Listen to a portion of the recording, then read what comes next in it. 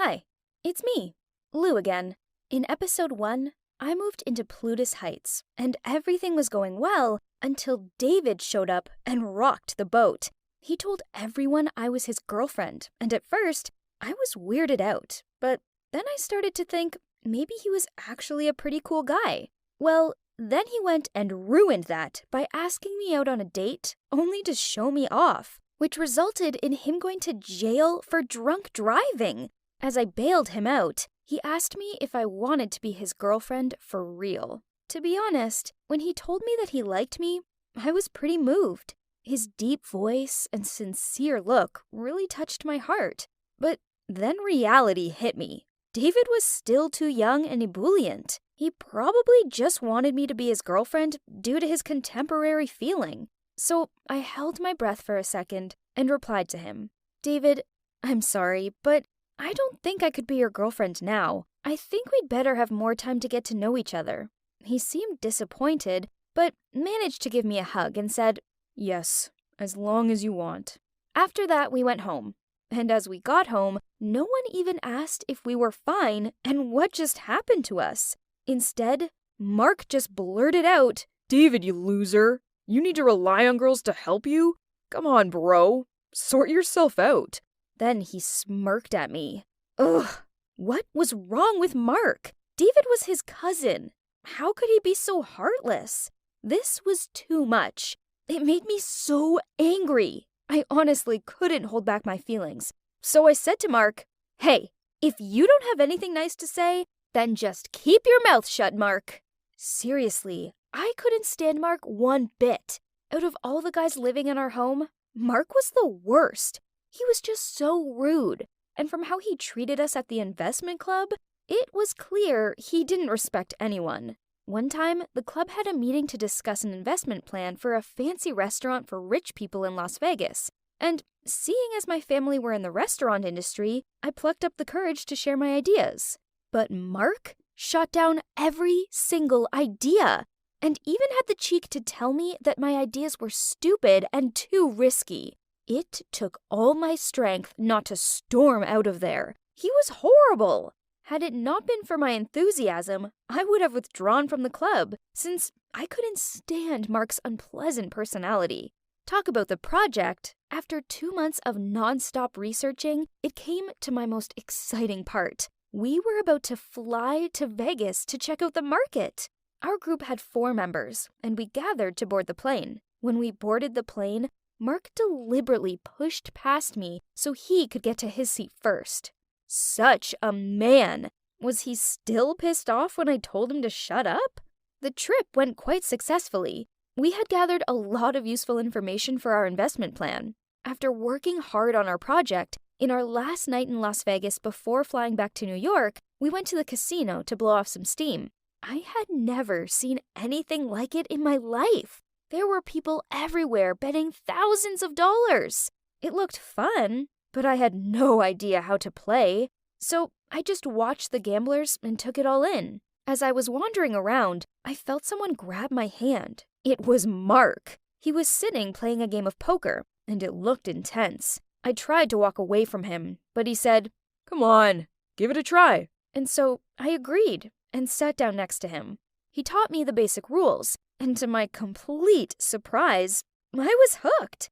I got so into it, and by the 3rd round, I was really playing well.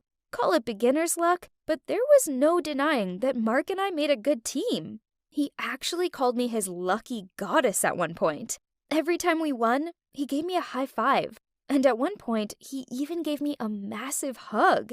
I guess he just got so caught up in the excitement of winning, but it felt good to be hugged by someone so handsome.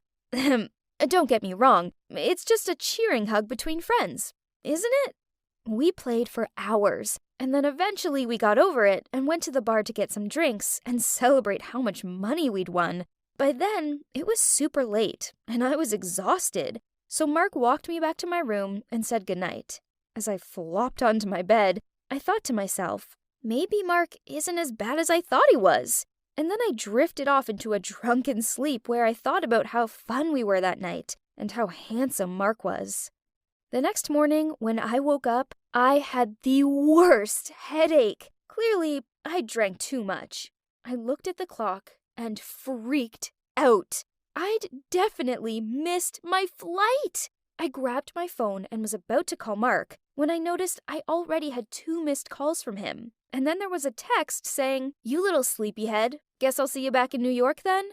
I couldn't believe he'd left me here in Vegas all on my own. There was me thinking he was actually quite a nice guy, and now he'd gone and done this?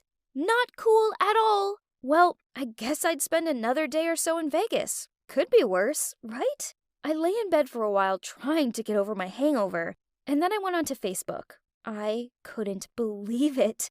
Jeremy had posted a status checking in to Las Vegas. I messaged him right away asking what he was doing here, and then he said he was putting on a show at a theater in the city. He invited me to join, and I agreed because it's not like I had other plans. That night, Jeremy sent someone to pick me up and take me to the theater. When I arrived, he was waiting outside to welcome me, and we chatted a bit. I told Jeremy that Mark had left me here all alone, and he just started laughing. He said, "What a strange guy. How could he leave a girl as beautiful as you all alone in Vegas? Don't worry, I'll take good care of you, okay?" Then he started stroking my hair, like I was his little sister or something. I was kind of surprised by how gentle and sweet he was being. I'd never really spent any time with Jeremy. I must have blushed, because the next moment, Jeremy was winking at me. And then he said he had to go backstage and get ready for the show. I'm not gonna lie, I assumed that Jeremy was only popular because he was good at promoting himself on social media. But when I watched him singing up there on stage like that, I was gobsmacked. He was incredible. Now I understood why all the girls swooned around him. Not only was he a babe, he was so flipping talented too. After the show, I waited outside for Jeremy, and then he said I could fly back to New York with him in his private jet, and that his driver would take me to the hotel to get my bags. Wow, what a nice guy. We basically talked the whole flight. Chatting to Jeremy was so easy, and it was so comfortable. For someone so famous, he was pretty down to earth. I really enjoyed his company. Turns out, being left alone isn't too bad. I got to know Jeremy more and have an enjoyable experience. We arrived home early the next morning, and we were both so tired, I went straight to bed and slept until after lunch. When I woke up, I played on my phone for a bit, scrolling through social media. That's when I saw it. An article had gone viral that Jeremy was having an affair with me. There were photos of us at the theater and even a photo of him stroking my hair. I started to panic. This was all just some crazy misunderstanding. How had I got caught up in the world of showbiz and gossip? I panicked and didn't know what to do next. While I was puzzled and worriedly scrolling down the pictures, suddenly my door burst open and Naomi barged into my room.